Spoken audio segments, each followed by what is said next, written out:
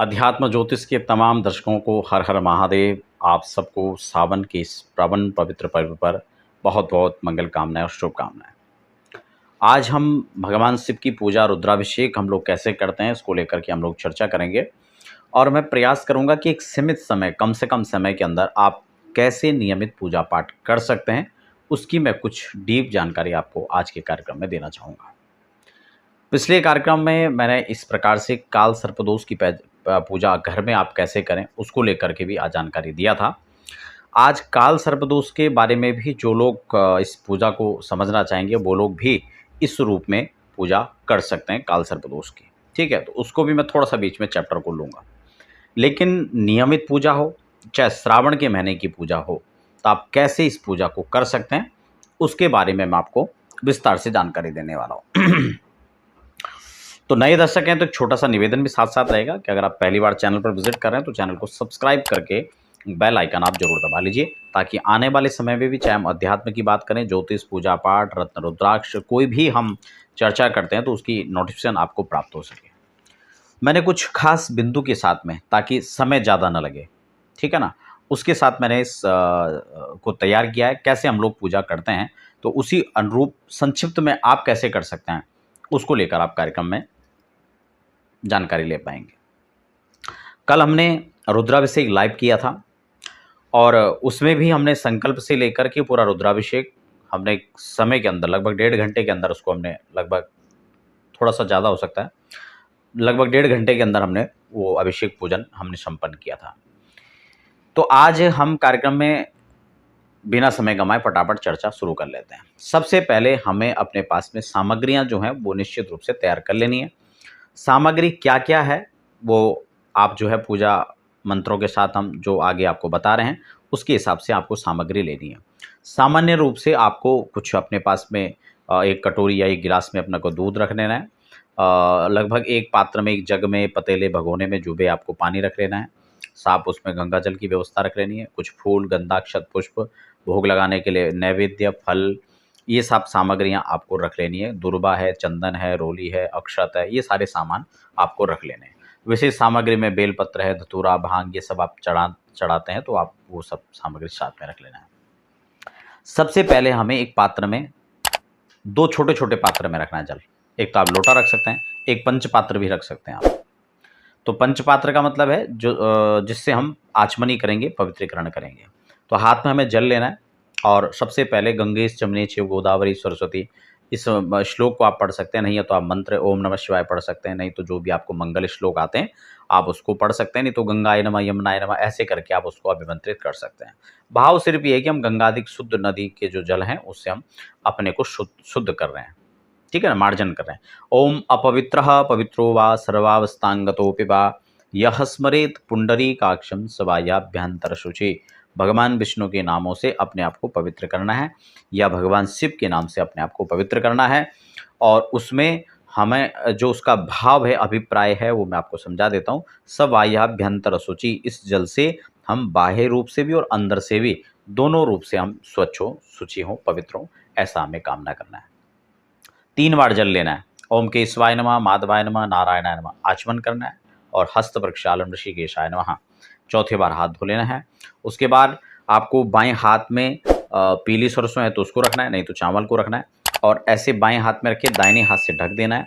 उसके बाद कुछ मंगल श्लोक, मंत्र आदि का आपको ध्यान करना है। नहीं तो पूरब चारों दिशाओं में आपको छोड़ना है। प्राच्ये नमः, फिर अवाच्ये नमः, क्रमशः आपको चारों दिशाओं में छोड़ना है। प्राच्ये नमः, अवाच्ये नमः, प्रतीच्ये नमः, उदीच्ये नमः, फिर ऊर्ध्वाय नमः ऊपर की ओर, फिर अनंताय नमः नीचे, फिर जो है जमीन में आपको छोड़ देना है। शेष पूजा भूमि च नमो नमः, पूजा भूमि में आपको छोड़ देना है।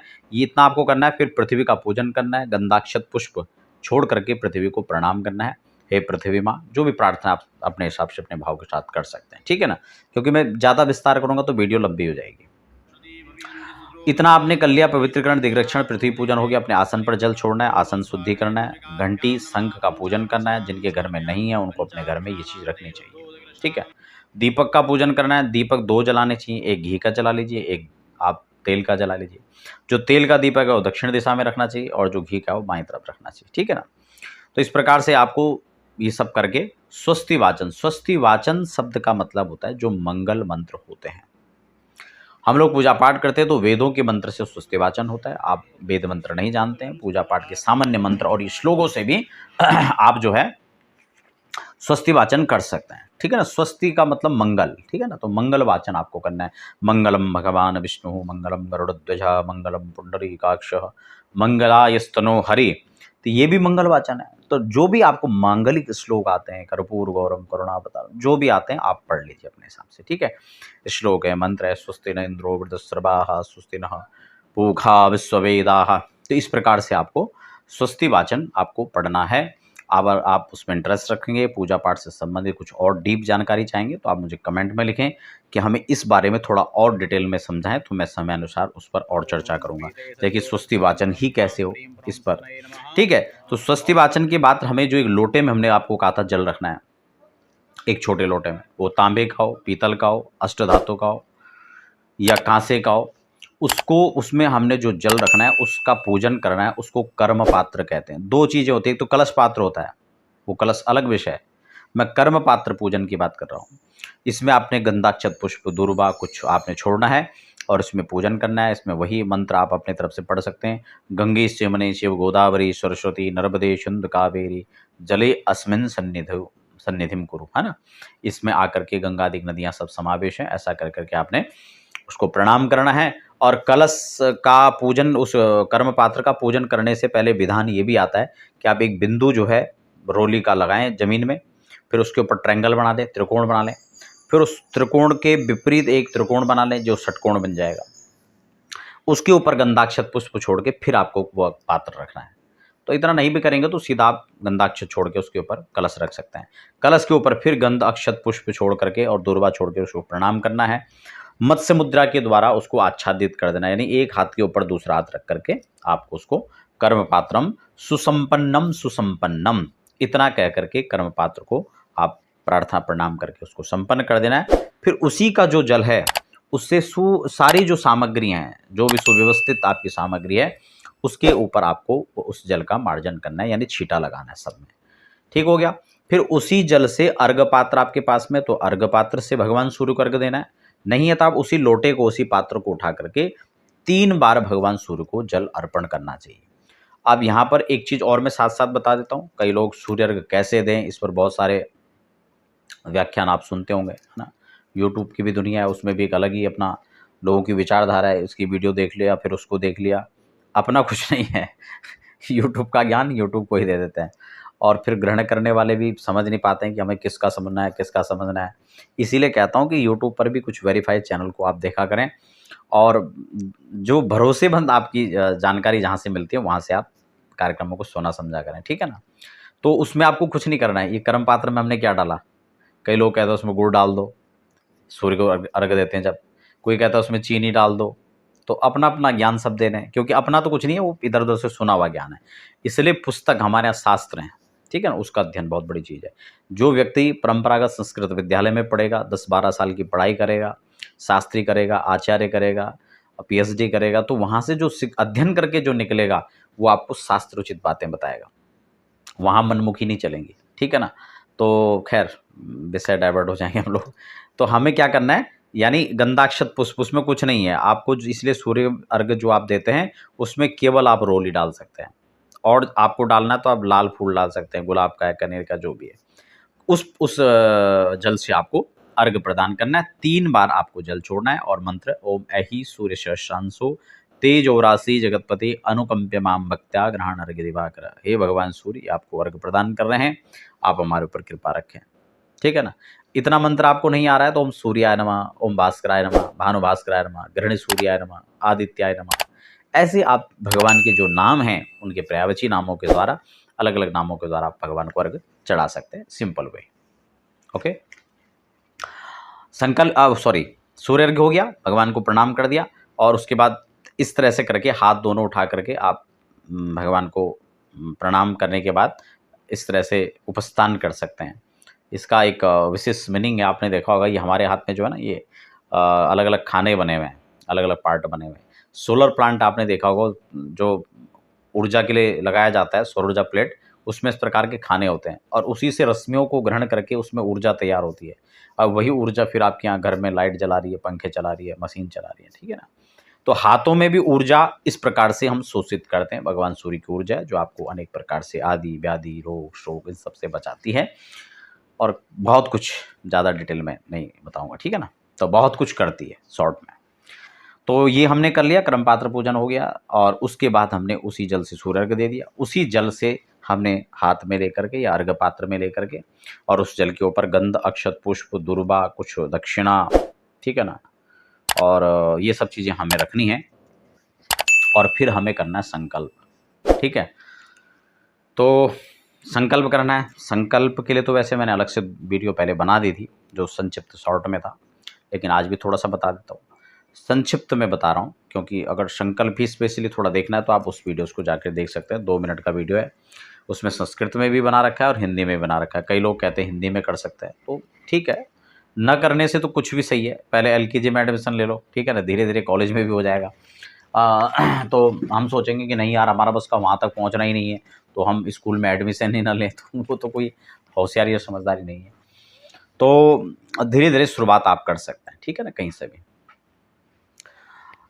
आशा करता हूँ कि बात आपकी समझ में भी आ रही होगी, ठीक है, और संक्षिप्त में भी है, कुछ छोटे भी नहीं और सब कुछ साथ में भी आ जाए, मैं ऐसा प्रयास कर रहा हूँ, ठीक है ना।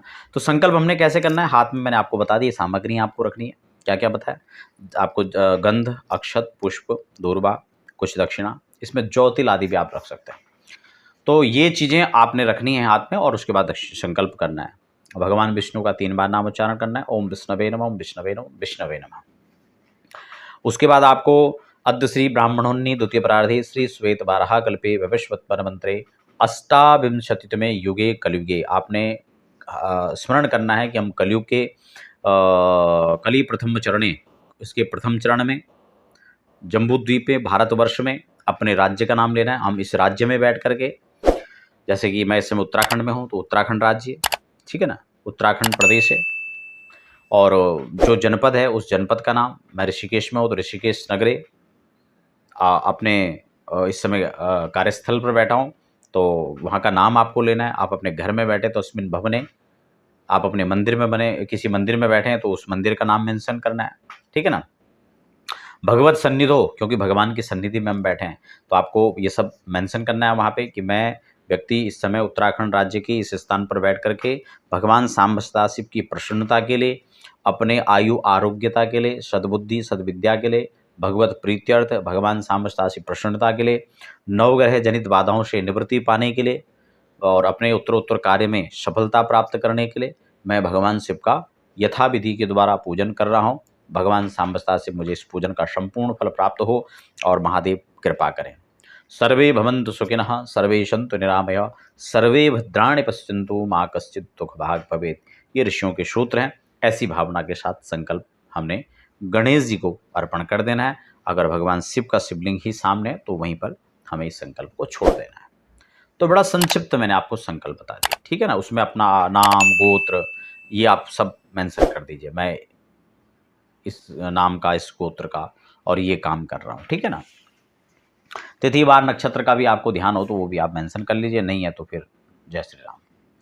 बाकी संकल्प के लिए आप अलग से उस कार्यक्रम को देख सकते हैं, उससे थोड़ा सा आपको और आइडिया आ जाएगा, ठीक है ना। तो ये संकल्प आपका संक्षिप्त में हो गया। अब आपको भगवान सांब, अब मैं आपको एक चीज़ और थोड़ा यहाँ पे बताता हूँ। कई लोग कहते हैं कि घर में स्फटिक शिवलिंग घर में नहीं रखना चाहिए। बिल्कुल रखना चाहिए। शिव महापुराण आपको आदेश करती है, तो इससे ज़्यादा तो प्रमाण कुछ और नहीं हो सकता। आप आराम से रखिए, ठीक है, कोई दिक्कत नहीं है। दूसरा, किस चीज़ का शिवलिंग रखें। अगर शिवलिंग घर में है नियमित रूप से आप स्फटिक शिवलिंग, पारद शिवलिंग, नर्मदेश्वर शिवलिंग इनका पूजन कर सकते हैं। नहीं है तो श्रावण के अंदर आप इनको लेकर के भी आ सकते हैं, नियमित आप अभिषेक करें। आप यदा कदा कभी भी ले सकते हैं। और नहीं है तो आप जो पार्थिव शिवलिंग का विधान है आप उसको, लेकिन उसमें फिर प्रतिष्ठा का है। हालांकि प्रतिष्ठा पर मैं एक वीडियो पहले बनाया था कि आप कैसे प्रतिष्ठा जो है उन मंत्रों के द्वारा प्राण प्रतिष्ठा कर सकते हैं जो पार्थिव शिवलिंग बनता है। पार्थिव शिव पूजा का विधान है, या अलग अलग मूर्तियां कैसे स्थापित होती हैं, उनकी प्रतिष्ठा कैसे होती है, उसके लिए मैंने एक वीडियो पहले बनाई थी। मैं कोशिश करूँगा कि वो उसको मैं आपको कहीं लिंक विंक उसका प्रदान करा दूँ, नहीं है तो आप प्लेलिस्ट में पूजा पाठ वाले में जाएँगे तो वहाँ पे आपको ईज़िली मिल जाएगा, ठीक है ना? तो ये आपको ध्यान में रखना है, ये करना है। दूसरा, उसके लिए एक और ख़ास बात ध्यान रखनी है, जो पार्थिव शिवलिंग बनता है, पार्थिव शिवलिंग जो बनाते हैं हम लोग, उसके लिए नियम है कि जो बामी की मिट्टी होती है, आपने देखा वो दीमक जिसमें लग जाती है, जो मिट्टियों के बड़े-बड़े पहाड़ बना देते हैं दीमक, उस मिट्टी को लेके आना चाहिए। उसको लाने से पहले थोड़ा सावधानी भी रखें, क्योंकि उसके अंदर हाँ, हाँ, भगवान भोलेनाथ का चलता-फिरता जो उनका सेवक है वो भी रहता है, यानी सर्प भी रहता है, तो आपको इस चीज़ का ध्यान रखना है। बहुत सावधानी के साथ आपको उसको लाएँ। और मुझे वैसे उचित भी नहीं लगता कि किसी घर को तोड़ के आप अपने लिए, अपने स्वार्थ के लिए उसको लेकर के आओ। तो कहीं पे टूटा हो तो आप उससे ले आएँ, ठीक है ना? लेकिन नियम ये है कि उसकी मिट्टी से ही बनाएँ, क्योंकि वो, चलो ख़ैर वो बहुत लंबा विषय अलग, ज़्यादा हम उस पर नहीं चर्चा करेंगे। तो आप जो है नर्मदेश्वर, स्फटिक या पारद की शिवलिंग रखें तो मेरे हिसाब से वो ज़्यादा अच्छा है, ठीक है ना? और उसके बाद हमें ये संकल्प हमारा यहाँ तक पहुँच गया। अब समय को भी ध्यान में रखेंगे, क्योंकि 15-16 मिनट हो चुके हैं, पूजा की बात आती है। लेकिन इस अभिषेक से पहले मैं आपको एक चीज़ और भी बता दूँ, जो पूजन है, उस पूजन को कैसे करना है, थोड़ा उसको भी हमें समझ लेना है। अभिषेक से पहले जो पूजन है, क्योंकि जो संक्षिप्त अभिषेक करना चाहते हैं उनके लिए तो मैंने संक्षिप्त में बता ही दिया है, लेकिन अभिषेक से पूर्व जो पूजा है, वो कैसे करना है, थोड़ा इसको भी समझ लें। सबसे पहले भगवान शिव के जितने गण हैं, उन सबका नाम मात्र से, क्योंकि अलग-अलग मंत्र तो आप नहीं पढ़ पाएँगे, तो नाम लेकर के उनका जो है आपको पूजन करना है गंध अक्षत से, ठीक हो गया? क्या आपको ध्यान करना है? ओम गणेशंबिकाभ्याम, ओम श्रीमन महागणाधिपतये नमः, गणेश जी का पूजन करना है। गंधाक्षत पुष्पाणि समर्पयामि, गंधाक्षत पुष्प से उनका पूजन करें। माँ भगवती दुर्गा को, जगदम्बा को, अंबिका को पूजन करें, गंधाक्षत पुष्प छोड़िए वहाँ पे। फिर नंदी का पूजन सबसे पहले करना है। कीर्तिमुखाय नमः, कुबेराय नमः, वीरभद्राय नमः, सर्पाय नमः, स्कंधाय नमः, ऐसे सबका क्रम से भगवान के जितने गण हैं उनके लिए आपको छोड़ना है। और अंतिम में शिव परिवाराय नमो नमः, ताकि कोई छूटे नहीं, ठीक है? शॉर्ट में आप इस तरह के उनका पूजन करें। सबसे पहले 4 बार जल छोड़ना है। गणेश आदि सबको उनका एक साथ पूजन कर सकते हैं, अलग-अलग भी कर सकते हैं। भगवान के जो लिंग स्वरूप है, लिंगाकार है, आप उन पर जो है 4 बार जल छोड़ें। उसमें आपको क्या उच्चारण करना है? पादयोर्पाद्यं समर्पयामि, हस्तयोर अर्घ्यं समर्पयामि, मुखे आचमनीयं समर्पयामि, सर्वांगे शुष्यनानीयं समर्पयामि। ऐसे अलग-अलग मंत्र भी हैं, है ना? जो लाइव वाली वीडियो आप उसमें देख सकते हैं। फिर आप लोग उसमें दिलचस्पी रखेंगे तो मैं उसके लिए विस्तार से फिर कोशिश करूँगा आपको मंत्रों के साथ भी। लेकिन संभव क्या है, कुछ लोग चाहते हैं कि जल्दी में काम हो जाए। हमारे अंदर भी एक बड़ा द्वंद्व चलता रहता है उस समय कि हम आपको थोड़ा और शॉर्ट करके बताएँ या थोड़ा और विस्तार से करके बताएँ, क्योंकि यहाँ पर हज़ारों लोग इसको सुनेंगे। तो अलग-अलग व्यक्ति अलग-अलग प्रकार से सोच रखता है। कुछों को चाहिए कि नहीं थोड़ा शॉर्ट में हो जाए, कुछों को चाहिए जल्दी चाहिए। तो हम सबकी कैसे रखें, ये बड़ा आप समझ सकते हैं। तो इसमें कुछ मूल इसीलिए मैंने नोट करके रखा था कि ताकि हम प्रसंग से न भटकें। तो ये आपको करके पृथक-पृथक स्नान कराना है सबको। पहले दूध से पयस्नानं समर्पयामि, आपको इतना कह कर के दूध चढ़ा देना है। फिर थोड़ा जल छोड़ना है, आचमे जलम समर्पयामि। फिर दही से स्नान कराना है, दधि स्नानं समर्पयामि। भगवते शाम्ब सदाशिवाय नमः, ऐसे आप कह सकते हैं, ठीक है? यस्य परिवाराय नमः, सबको दधि स्नानं समर्पयामि। फिर दधि स्नानान्ते आचमे जलम समर्पयामि। फिर घृत स्नानं समर्पयामि। फिर मधु स्नानं समर्पयामि। फिर शर्करा स्नानं समर्पयामि। और अंतिम में सब मिला हुआ जो पदार्थ है पंचामृत, पंचामृत स्नानं समर्पयामि। ओम भगवते साम्ब सदा शिवाय नमः। फिर आचमन जलम समर्पयामि। ऐसे करके फिर आप गंधोदक, चंदन आदि का जल या हल्दी जो है जल में मिला के उससे गंधोदक स्नान, फिर सुगंधित द्रव्य से स्नान, फिर गंगा जल से स्नान, ऐसे आपको अलग-अलग स्नान कराना है। और फिर पूरी रुद्राष्टाध्यायी का जैसे हमने अभिषेक किया उस हिसाब से करना है। इसके लिए आप अभिषेक मैंने आपको रुद्राष्टाध्यायी बताया। इसके अलावा आप रुद्र सूक्त से खाली पढ़ सकते हैं। उसके बाद हमें न्यास करना है। न्यास कैसे करना है? क्योंकि देवम भूत्वा दीवम यजेत, जिस देव का हमें पूजन करना है हमें पहले उसके जैसे होना पड़ता है, ठीक है ना? उसकी यजना या अर्चना से पहले, पूजा से पहले हमें वो तन्मय होना पड़ता है, उसकी उसी के जैसे हमें होना पड़ता है। तो हमें न्यास करना है। न्यास के लिए आपको, जैसे मैं संक्षिप्त में से तो मंत्र हैं उसके अलग-अलग, वो सब आप नहीं पढ़ पाएँगे, उतना विषय लंबा हो जाएगा। संक्षिप्त में और विधि से कैसे आप करें मैं वो आपको बता रहा हूँ। तो आपको शिवलिंग के आसपास, जैसे ये शिवलिंग है, तो थोड़ा दूर से, यानी कि टच वहाँ ऐसे बार बार स्पर्श नहीं करना चाहिए भगवान को।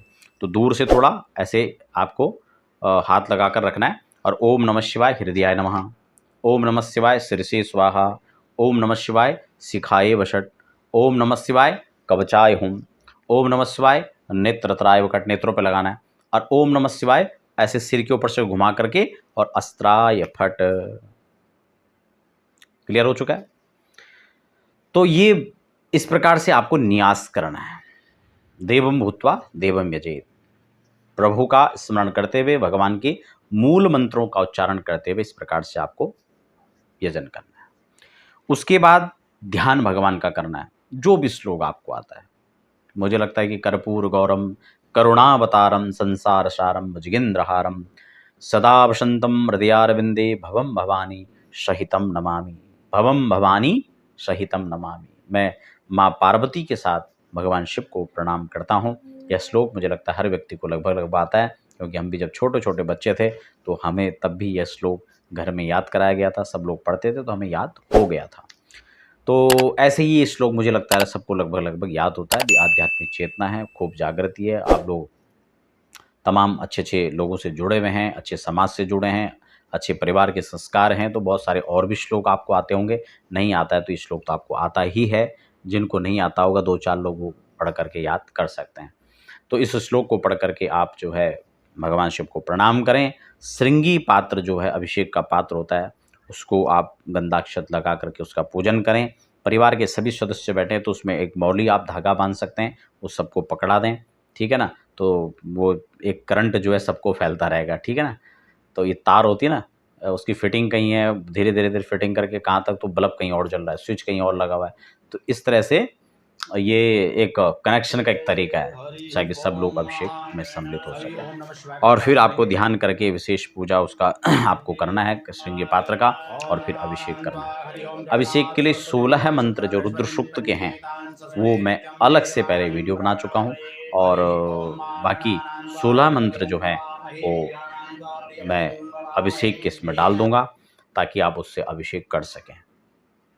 तो 16 मंत्र कौन कौन से हैं? हरि ओम ओम भू ओम भुवं स्वः ओम नमस्ते रुद्रमन्य भवतो दैभवे नमः बाहुभ्यां तदे नमः जाते रुद्र शिवा तनूर घोरा पापनाशनी दयान सन्भाषन्तमया गिरिशन्ता विजागतिः जामहं विवशन्तः ते विवेकतवे शिवाङ्कृताङ्गुरमाहिं गुरुहन्यगता शिवेन वचसा त्वा गिरिशाच्छावधामसि जतानः सर्वमिदगदक्षमं शुभनास अधियवोचतधिवक्ता प्रथमो देभ्यो विककाहि सर्वाञ्जं भयत् जातु धान्यो धराजीः पराशुभा असोदिताम्रो अरुणतपबृहुषुमङ्गल जय जय नगुं रुद्रा अभितो दुःश्रुताः सहस्रतो मेघां हेरैः असोजो वज्रभद्रीलग्रीवो विलोहितः उतैनं गोपाद्रसन्नतसम्पदा सदृशो वृणयादिनः नमोऽस्तु नीलग्रीवाय सहस्राक्षाय मेरुहे यथोजे सत्तवानो वन्देभ्यो प्रमञ्च धन्मनसो हयोराज्ञोर्यां मायाचते यस्तैकवः पराता भगवो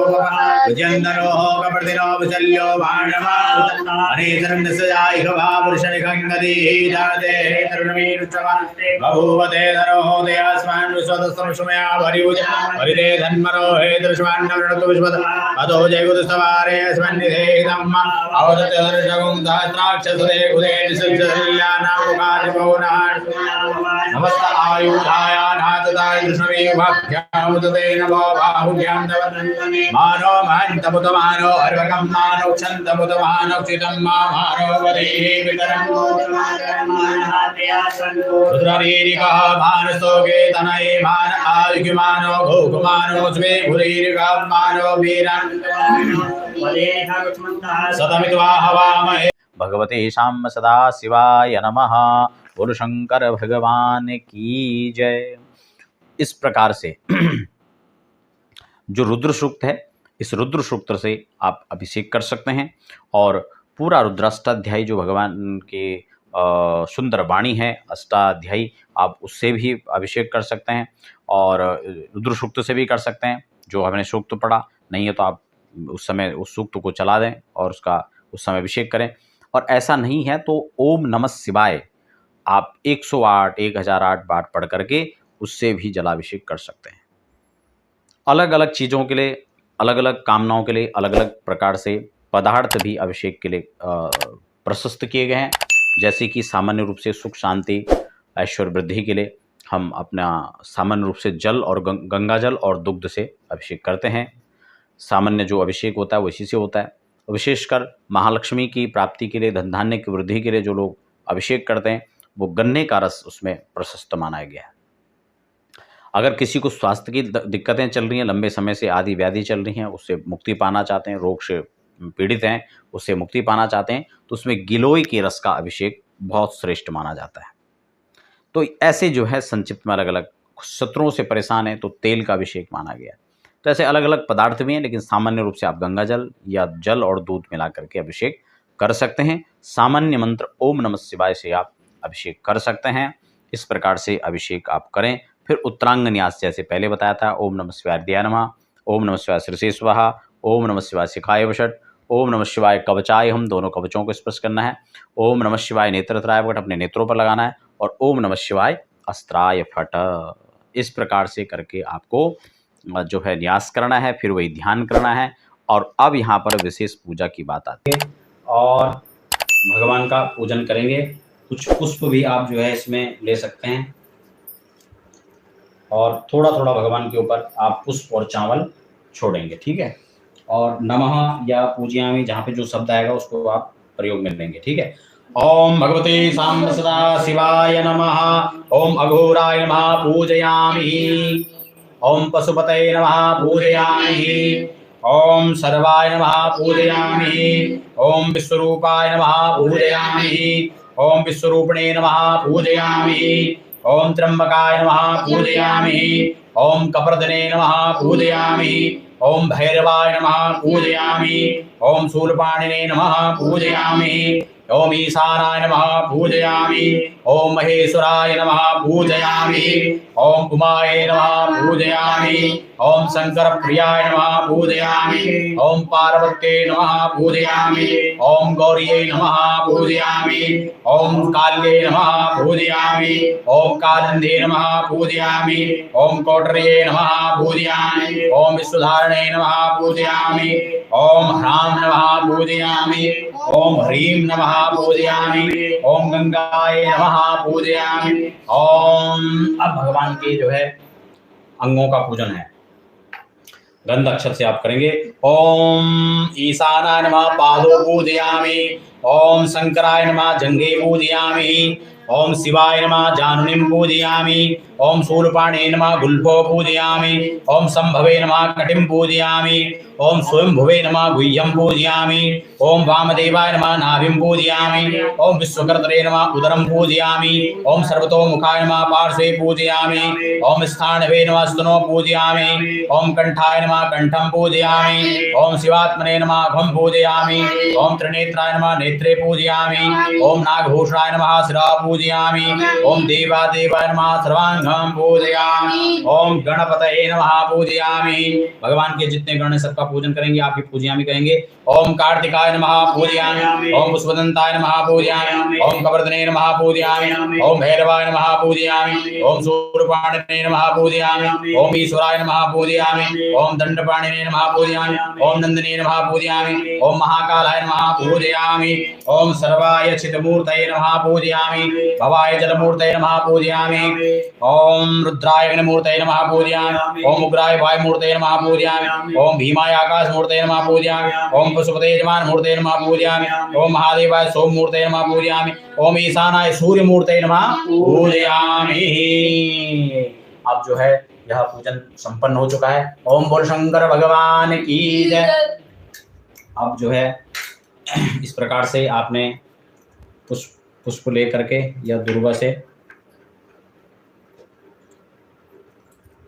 खाली पुष्प ये ओम भवम देवम तर्पयामि, ओम सर्वं देवं तर्पयामि, ओम ईशानं देवं तर्पयामि, ओम पशुपतिं देवं तर्पयामि, ओम उग्रं देवं तर्पयामि, ओम रुद्रं देवं तर्पयामि, ओम भीमं देवं तर्पयामि, ओम माहन्तं देवं तर्पयामि, ओम भवस्य देवस्य पत्नीं तर्पयामि, ओम सर्वस्य देवस्य पत्नीं तर्पयामि। ओम ईशानस्य देवस्य पत्नीं तर्पयामि। ओम पशुपतिदेवस्य पत्नीं तर्पयामि। उग्रस्य देवस्य पत्नीं तर्पयामि।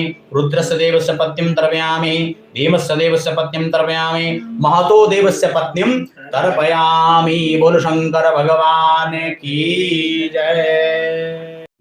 इस प्रकार से आपको पूजन करना है। पूजन संपन्न, उसके बाद आपको प्रार्थना करके आरती करनी है।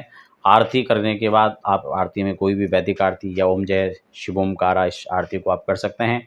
तो उसके बाद पुष्पांजलि आपको करना है। पुष्पांजलि बाद आपको प्रदक्षिणा करनी है, परिक्रमा करनी है। ध्यान रहे कि प्रदक्षिणा जहाँ से इस भगवान शिव का जल अभिषेक का गिरता है, जो जलहरी होती है, उसका उल्लंघन नहीं करना होता है। तो इसलिए वहाँ से अर्ध प्रदक्षिणा वापस हो जाना है। फिर साष्टांग प्रणाम भगवान को करना है और अंतिम में क्षमा याचना करनी है। हे प्रभु, पूजन में किसी भी प्रकार की त्रुटि रह गई हो तो आप उस त्रुटि के लिए हमें माफ़ करें। मंत्रहीनम क्रियाहीनम भक्तिहीनम सुरेश्वर यद पूजितम मया देव परिपूर्णम तदस्तु मे। तो ये इस प्रकार से आप पूजन अभिषेक कर सकते हैं। लगभग आधे घंटे का ये समय है। इस आधे घंटे से भी कम का समय लगभग हमने जो चर्चा में यहाँ पर आपको बताया उसमें आप कर सकते हैं। इसमें कोई भी चीज़ छोटी भी नहीं है और बहुत विस्तार भी इसमें नहीं हुआ। तो लगभग श्रावण के महीने प्रत्येक दिन आप पूजन करें तो आधे घंटे के अंदर आप इसको कर सकते हैं। अगर आप अष्टाध्यायी से पूरा करते हैं तो उसमें तो अष्टाध्यायी में आधा घंटा पढ़ने में लग जाएगा, तो फिर ये 1 घंटे का पूजन हो सकता है। ठीक है, पूजन को थोड़ा और विस्तार करेंगे तो 1 घंटे का पूजन भी हो सकता है। ठीक है ना, तो वो उस पर निर्भर करता है, लेकिन हम आधे घंटे के अंदर एक सामान्य पूजा हम कर सकते हैं। और अगर आप किसी प्रकार की सूचना आपको देना चाहूँ, किसी प्रकार की पूजा पाठ या ज्योतिषीय परामर्श आप करना चाहते हैं तो उसके लिए आप हमारे स्थान पर जो नंबर फ्लैश हो रहे हैं उसमें संपर्क कर सकते हैं। किसी प्रकार की पूजा पाठ आप करवाना चाहते हैं यहाँ पर आकर के, चाहे महामृत्युंजय जप हो, चाहे चंडी पाठ हो, यज्ञ हो, कथाएं हों, तो उसके लिए आप संपर्क कर सकते हैं। एक वैदिक व्यवस्था के साथ हम लोग उसको करवाने का प्रयास करते हैं। उसके लिए समय लगातार जारी है। 25 वर्षों का यह अध्ययन काल जो हम लगातार इस पर लगे हुए हैं कार्य में, उसमें एक निष्ठा के साथ एक प्रयास रहता है कि कैसे हर व्यक्ति तक इस प्रकार की सर्विस को पहुंचाया जा सके। कैसे इस समय जब एक वैदिक आचार्यों का एक अभाव कुछ नज़र आ रहा है, देखा जाए तो एक अच्छे ब्राह्मण को सर्च करना बड़ा मुश्किल सा पड़ता है आज के टाइम में। हमें भी घर में कोई पूजा करवानी होती है तो हमें भी एक ब्राह्मण को लेकर के आना और उसके लिए पूजा की व्यवस्था करना, हमें भी उसके लिए थोड़ा सा समय लगता है। तो ये समय की एक मांग है और मुझे लगता है कि आज का कार्यक्रम आपके लिए काफ़ी लाभदायक रहा होगा। मिलते हैं फिर एक नई चर्चा के साथ, तब तक हमें दीजिए इजाज़त। आप सबको हर हर महादेव।